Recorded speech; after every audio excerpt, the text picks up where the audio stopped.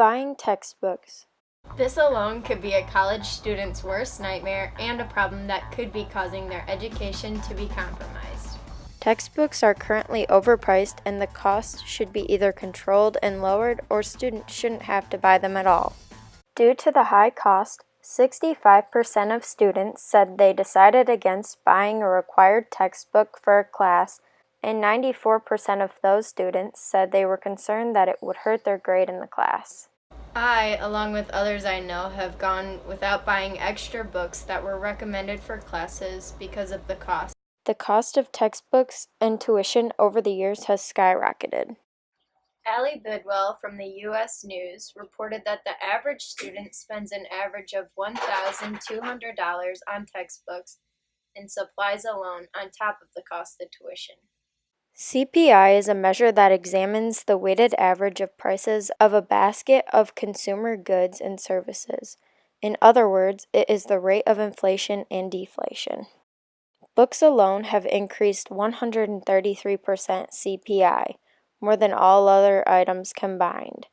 And on top of that, the college textbook has increased 181% CPI, while recreational books have had a 4.2% decrease.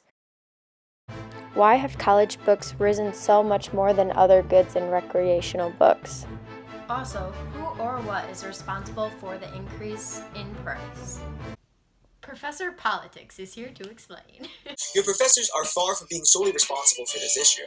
In order to know what's going on, we need to first look at our supply and demand graph. The more that suppliers produce, the more that they want in price. But the more that's made, the less people are willing to pay for it. Where these contradictory forces intersect is called the equilibrium. This all sounds really good in theory, but textbook providers are certainly demanding a pretty steep price. But, according to them, there's a reason behind this madness. They're justified in doing so because of all the intensive effort that goes into producing a textbook. There's more to just textbooks and physical things these days. There are online portals for, quizzes, flashcards, online texts, current events that have to tie in with the core ideas of the course materials, experts to be paid, and all of these things cost money that have to be distributed over all of the books sold. Because there's more effort that goes into it, the price goes up. However, this logic comes with the assumption that competitive forces allow students to buy other books if the price is too high. But they can't. Students buy textbooks not because they want to, but often because they have to. So if companies were to raise their prices to squeeze out every cent of profit that they can, students wouldn't be able to do that much about it.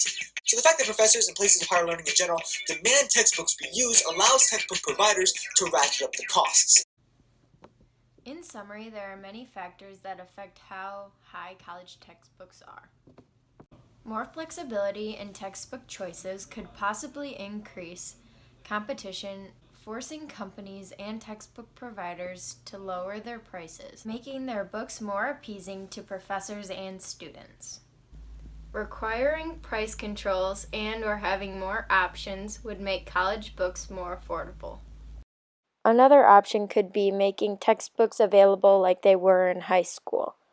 On the first day of class, each student would be distributed the books they needed for each of the classes that they were assigned to, and then the teacher would write down the student's name that corresponded with the book number next to it. They were then responsible for keeping it in the same condition that it was given to them in. At the end of the year, they would be asked to return each of the books, and its condition would be checked yet again.